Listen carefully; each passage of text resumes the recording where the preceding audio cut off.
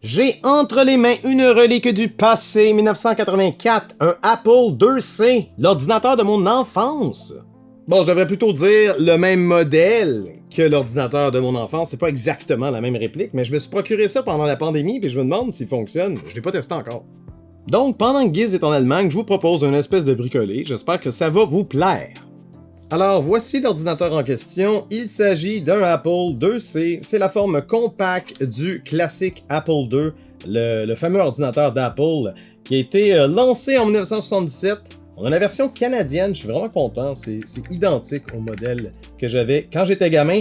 Mais, bon, force est de constater que c'est pas mal sale.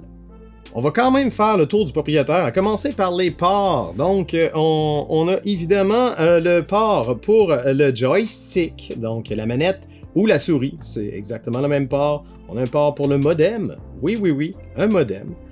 Ça, c'est un port, je pense que c'est signal vidéo RGB.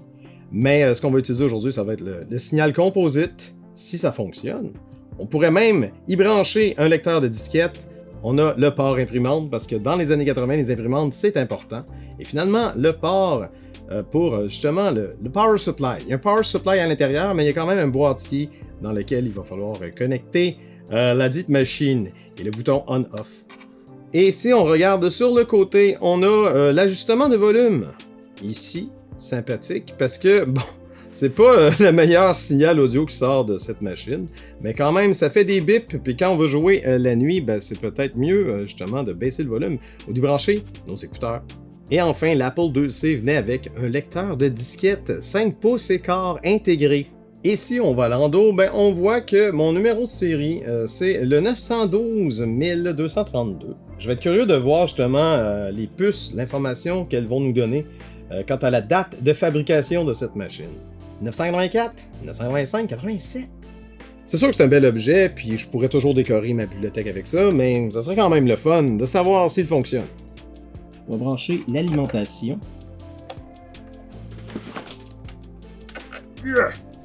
C'est un peu stiff, mais ça marche. On va brancher le câble RCA, en fait, juste le connecteur jaune du câble RCA ici. Est-ce que ça marche? Ça augure bien? Ben oui, on a un écran! Check Disk Drive. Ouais, non, ça c'est normal parce que il n'y a pas de disquette dans le lecteur. Mais là, comment qu'on pourrait... Pour revenir... Ça, c'est un reset normal. Ah non, c'est ça. Là, on peut aller dans le fameux Basic d'Apple. Là, hein? Ouf. Et là. Ah oui, c'est vrai, il n'y a pas de backspace. Comment ça fonctionne? Je vais essayer de taper Laurent. Wow! Ben voyons. Et extraordinaire. C'est important les vérités. Non, il comprend pas ça. Le jeu, c'est... Oh, on est dans un clavier américain en ce moment, je pense. Il n'y aura pas les accents ni rien. Là, ce qui est intéressant, c'est qu'il y a la touche ici qui permet de changer de clavier pour un clavier français. Donc, techniquement, ouais, accent aigu, tu veux ça? Donc, je peux taper. C'est pas des commandes, là, on s'entend, là, je suis juste en haut. On arrive à peu près, là. Le clavier mérite vraiment d'être nettoyé. C'est sérieux. Je sais pas comment faire l'apostrophe. C'est juste ça? Oh! Ok. C'est bon à savoir. Bon, mais il fonctionne, hein, contre toute attente. Je suis vraiment impressionné. Bon, ben, il mérite d'être nettoyé, puis il mérite d'être inspecté à l'intérieur. Je sais pas s'il y a quelque chose qui aurait pu couler ou quoi que ce soit. On va aller regarder ça. Évidemment, on va le débrancher avant. On va pas s'électrocuter ou quoi que ce soit. Brancher ça. Et on s'attaque au projet. Donc, j'ai quand même visionné des vidéos qui expliquent un peu comment désassembler le truc. Il y a les vis principales, donc ici, on a 2 vis là, donc 6 vis en tout. On a 4 vis au centre, des vis bien particulières parce qu'elles retiennent le lecteur de disquette. Le lecteur de disquette sert un peu de support pour le clavier. Mais il va falloir tout diviser ça parce qu'on va aller voir les puces.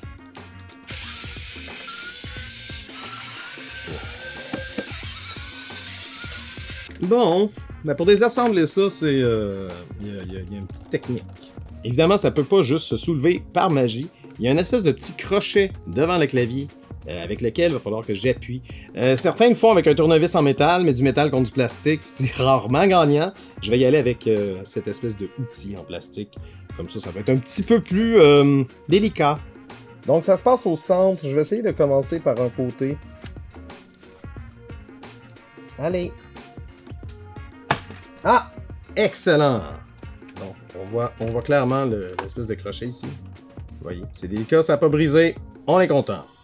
Et ensuite, on soulève sur le côté doucement. Puis, on va finir par y arriver. Là. On dirait qu'il y a quelque chose qui bloque à droite. Ah! C'est bon. C'est bon. On y va. Je sais pas si la poignée va nous gêner. Ok. On zigonne un peu. Est-ce que le bouton power... Ouais, c'est ça. Le bouton power vient déranger. Ça, c'est un classique. Je vais essayer de regarder un peu. Difficile de tout voir. Faut faire attention en soulevant parce que on voit que les pores viennent bloquer un peu et la partie du haut couvre également toute la partie derrière. Il y a pas une ligne de séparation. C'est connecté ensemble. Donc, faut faire attention. Ah, bon, ça on l'a. Là, à droite. Non, à gauche plutôt. À gauche, j'ai un peu de misère. Peut-être qu'on appuie. Ah! Intéressant. Ouais, il y a comme des espèces de petits crochets. Ah, ben là, ça va bien. Numéro 1. Ça va, on l'a. Il y a comme une espèce de chemou en papier brûlé. Qu'est-ce que c'est? On va soulever et on va voir. Est-ce qu'on a un ordinateur propre ou sale? Ben, ça a l'air pas si pire. Bon, à l'intérieur, on a une espèce de filtre. Mais il n'y a rien de cassé, je suis content. La portion qu'on a vue là, tomber, ça provient du clavier. Regardez, on voit que c'est identique. C'est pas le meilleur clavier. Malheureusement, on a devant nous un des premiers modèles de Apple IIc. Il y a eu une révision, je crois, 86-87, où ils ont changé le type de clavier. Et ce clavier ici est un peu... Il y a comme une membrane en dessous pour protéger des liquides, mais ça fait en sorte que taper dessus n'est pas aussi satisfaisant. Puis justement, la membrane est en train de se décomposer. Donc, va savoir si je vais vouloir l'enlever. Je pense que je vais vouloir la garder telle quelle quand même. Mais, éventuellement, on pourrait changer le clavier. Le clavier est interchangeable. Donc, c'est toujours une option, mais j'aime vraiment le fait que ce soit la version canadienne-française. Pour nos amis européens, vous trouvez ça bizarre, c'est un clavier QWERTY, mais avec des accents aigus. Ben oui, parce que nous, moi, si tu me donnes un clavier AZERTY, je sais pas comment taper. Hein. Avec mes doigts. J'ai oublié de dévisser le lecteur de disque. Dans mon enthousiasme, regardez, on va remettre le clavier comme il faut, comme il se doit. On insère dans les fentes, on l'aligne adéquatement, virez ça à l'envers. Oh! La poignée débarque, c'est normal. Pas de panique. La poignée est simplement s'insère entre les deux portions, donc évidemment quand on soulève la portion du haut, ben on se ramasse avec une poignée seule. Elle est dans une espèce de... Elle est rigide, mais comme recouverte d'une espèce de caoutchouc, surface souple.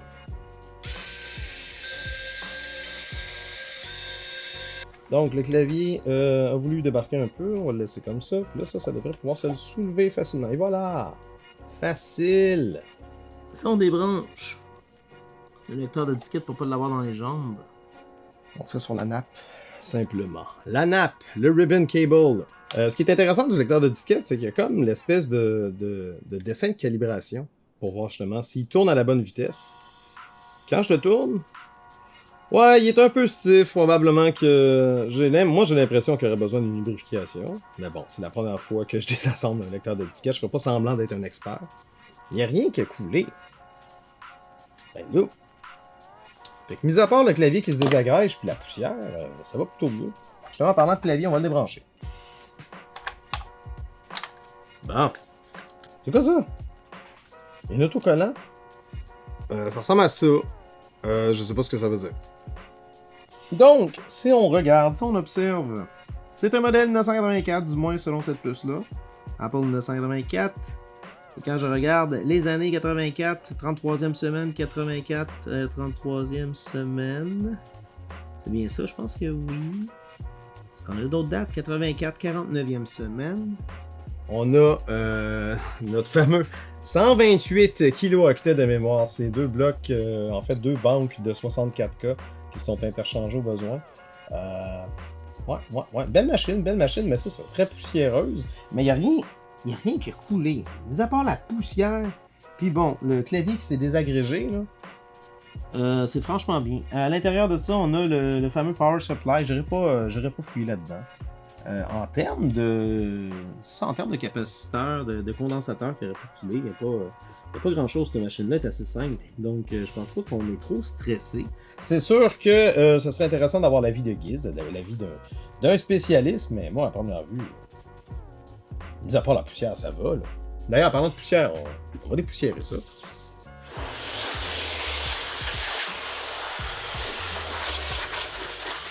Je vais faire la même chose avec le clavier.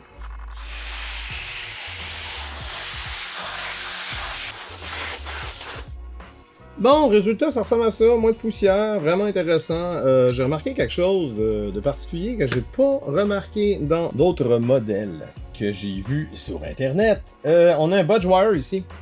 Ben oui, si on regarde. Une espèce de fil qui semble remplacer peut-être une piste. Peut-être que ça a été un ajout. Si vous avez de l'information, n'hésitez pas à l'écrire dans les commentaires. Moi, je ne connais pas les rudiments de l'Apple IIc. Je me rappelle vaguement de son utilisation. Bon, sinon, si vous voulez voir les puces de plus près, voici voilà ce à quoi on a affaire.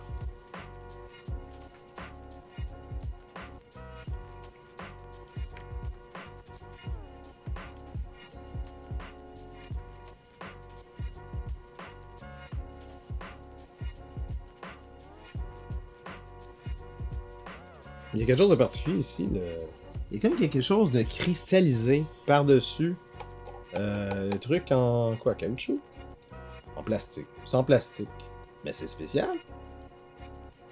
Ce condensateur-là est un peu déformé en surface. Je sais pas si c'est inquiétant. Celui-là, il est bien beau.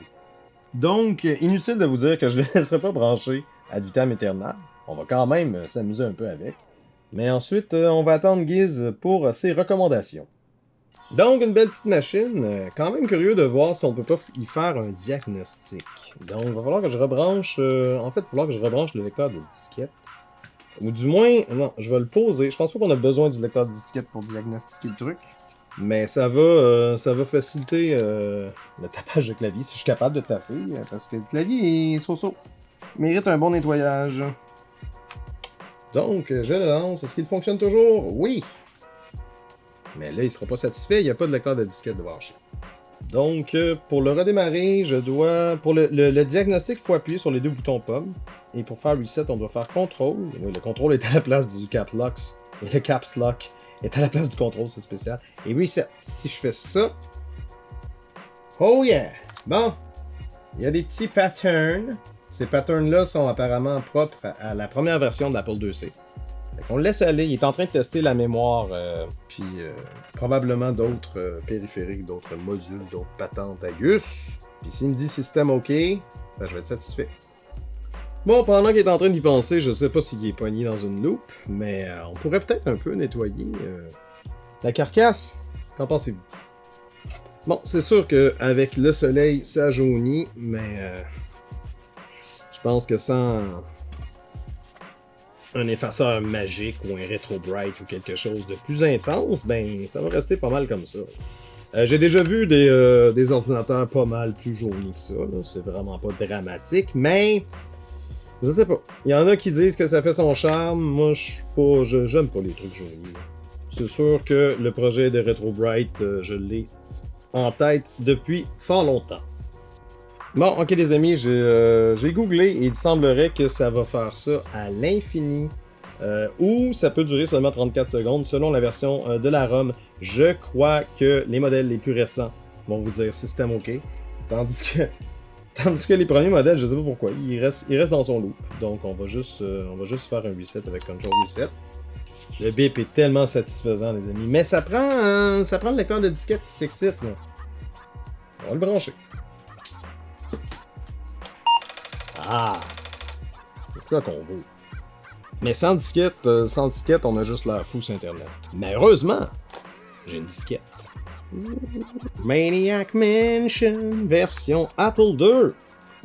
Je me suis procuré ça jadis naguère. La boîte est passablement maganée. J'ai pas payé trop cher. Justement, vu l'état de la boîte. Mais j'ai quand même l'affiche gigantesque. Hein? Good deal, un catalogue, les instructions, carton d'enregistrement et la méga affiche.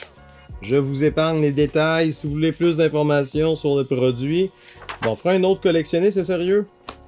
Mais surtout, j'ai la disquette pour le Apple II. Ah, il y a 2 disquettes. Ah non, je l'ai en double. Ouais, je pense que je me souviens, je l'avais acheté, puis le gars disait qu'il l'avait 2 fois. Donc, comment qu'on ouvre ça? On va essayer. Je le sais, normalement, je devrais nettoyer le lecteur de disquette, mais je suis un fou. Donc, on ferme ça. Oh yeah. Oh! Il y a des petites lignes. Évidemment, une vieille machine comme ça, il faut être patient. Les temps de chargement sont longs. Ou des fois, ça flanche. Je pense que ça flanchait. On peut réessayer, peut-être.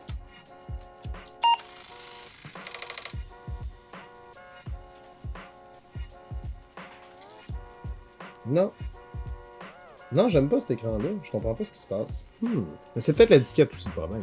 J'ai aucune idée. T'es en train de lire le disque. Ça va. Mais après ça, c'est fini. Fini, final bâton. Bon, j'abandonne cette disquette-là, mais j'en ai 2. Peut-être que la raison pourquoi j'en ai 2, c'est parce qu'il y en a une qui marche, puis l'autre, elle marche pas.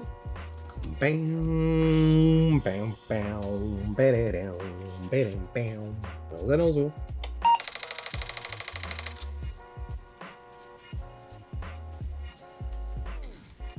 Non, même chose. Étrange. Donc, probablement que le lecteur de disquette mériterait un entretien. Mais c'est pas terminé, les amis, parce que j'ai un plan B. J'ai toujours un plan B. J'ai commandé il y a 1000 ans. J'ai commandé plein de choses il y a 1000 ans. Mais là, je vous présente ça aujourd'hui. Le Floppy Emu Disk Emulator. Moi, je sais, c'est redondant, mais c'est comme ça que ça s'appelle. Big Metal Wire Floppy Emu Disk Emulator, c'est un émulateur de disquette pour Apple IIc. Donc, on va ouvrir ça. Je ne l'ai jamais ouvert avant. J'espère qu'il fonctionne. Je l'ai depuis 1 million d'années. Bon. Voici, voilà la chose. Ça va remplacer mon lecteur de disquette pour l'instant. Comment ça marche? On a le câble ruban qu'on peut brancher derrière. On va voir si je suis capable d'exécuter à partir du connecteur de lecteur de disquette. Et si je suis pas capable, ben j'ai un plan C. Ah oui, d'ailleurs, j'ai pas précisé, mais l'Apple IIc, quand je l'ai acheté, justement, la personne l'a vendu avec un lecteur de disquette. Étrangement. Je pensais que c'était plutôt pour se faire des copies de disquette à disquette, mais peut-être parce que le lecteur à l'intérieur était brisé. Ce qui est le fun, c'est qu'ils sont interchangeables. On pourrait désassembler le lecteur de disquette puis remplacer le contenu de celui-ci par un autre. Pourvu que ce soit un lecteur de disquette de Apple II, généralement, il y a toujours moyen de bidouiller quelque chose. Donc, ça y va comme ça.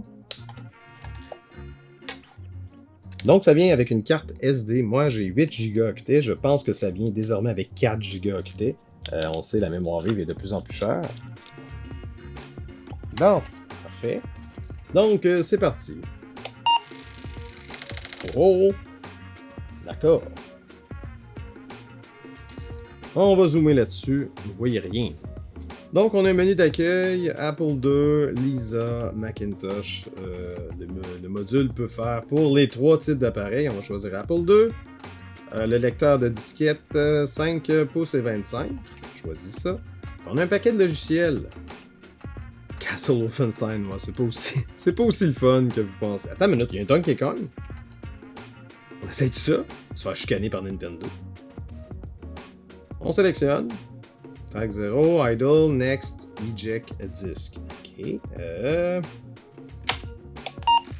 On redémarre. Il est toujours sur Donkey Kong, ça va. Check Disk Drive. Bon, on va aller dans le basic. Puis si je fais PR, dièse 5, je crois. 6, c'est le lecteur de disquette normal. 5, ça va marcher. Non. Je pense qu'avec les plus récents, on peut connecter derrière les plus récents Apple IIc, mais ce modèle-là, va falloir que je remplace, en fait, que je connecte mon module à la place du lecteur de disquette. Carrément. On va faire ça. Ok, donc on va le débrancher derrière. Pas besoin de ça. Excellent. Ce qu'on peut faire avec justement le connecteur ici, mais on peut juste aller chercher la fiche. C'est la portion grise, donc la fiche ici. Ça, je vais garder ça, si jamais j'en ai besoin. Je suis vraiment content. Mais la fiche, on peut remplacer en fait la connexion du lecteur de disquette pour ça. Puis on va pouvoir la faire dépasser par l'arrière du boîtier. Donc allons-y. Excellent! Bon, ouais, parfait. Oh oh oh! Ah ah! Tu vois ça? Donkey Kong. Ça a l'air officiel. Pas la version Atari.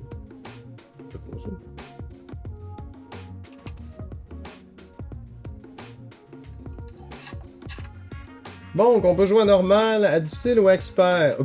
On va y aller normal. Retour. 1 ou 2 players? Ben, juste 1. Ah! Ben, voyons. J'ai aucune idée. Wow! Ok. Comment on saute? Qu'est-ce qui se passe? Ah, c'est peut-être mon clavier qui est brisé aussi. Ben, voyons. Voyons. Voyons donc! Je suis nul. Il n'y a pas de...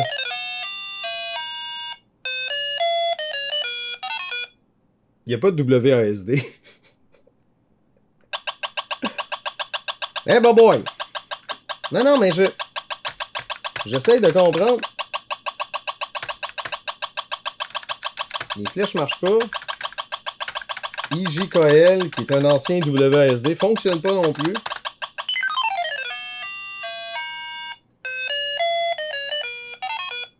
Bon, là on se calme.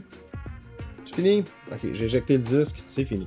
Les amis, je pense que ça prend absolument un joystick pour jouer à ça, sûrement. On va essayer un autre jeu. Qu'est-ce qu'on a? Quoi? Spy Hunter. Ben là. Oh my god, la musique, toi!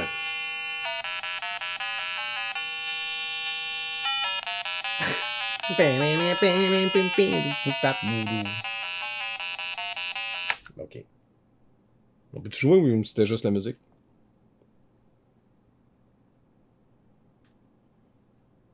Ben là!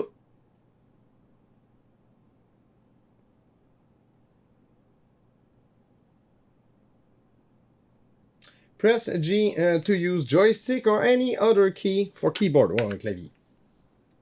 Bon. Comment ça marche? Bon, les flèches sont au bas, gauche-droite. Voyons. Je suis mort.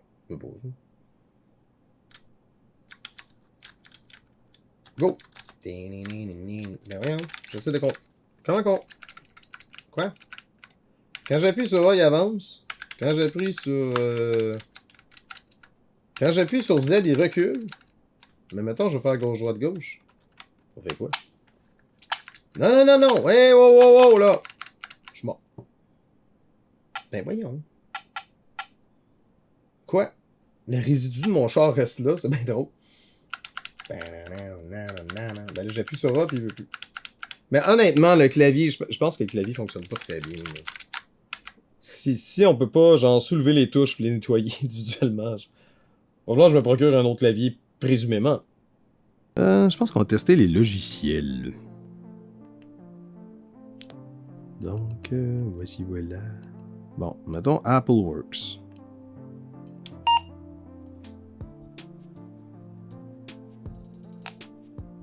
Oh! Apple Pro DOS 1.1.1. Ok. Et là là. dans 80 colonnes. 56K de disponible. Quoi? Oh, faut changer de disquette. Bon, une autre affaire.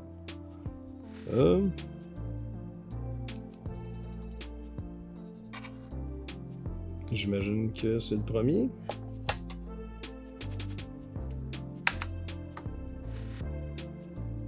The data must be 1983 or later.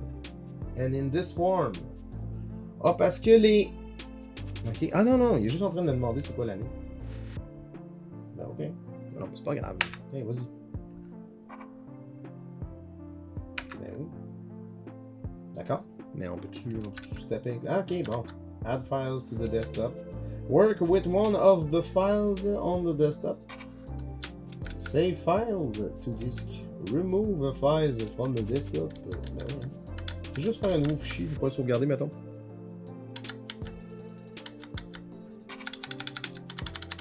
Ben oui. Ben là. Monsieur. Monsieur.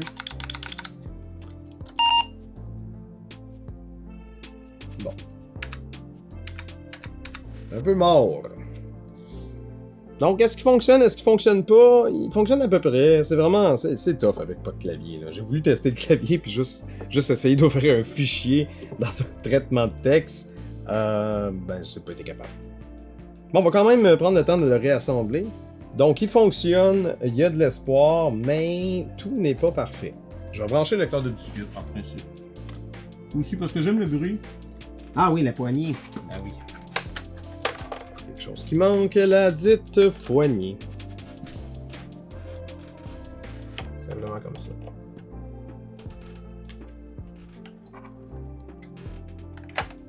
Ah, c'est bon ça, excellent. Puis on peut snap en avant. Excellent! Ah ben là, on aime ça. Donc, suffit de revisser. Les deux vis en haut sont bien particulières. Je vais y aller à la main parce qu'on vise dans du plastique puis je veux pas effriter le truc.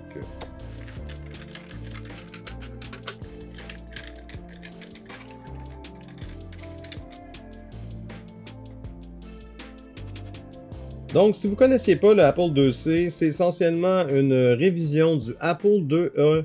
C'est la version compact. C, c'est pour compact. Apple II était reconnu pour sa capacité à, justement, qu'on puisse ajouter des cartes à l'intérieur. Il y avait 7 fentes. C'était vraiment la vision de Steve Wozniak qui s'opposait à la vision de Steve Jobs. Steve Jobs, vous ne serez pas surpris, vous voulez avoir un appareil plus petit, plus compact, pas de fan.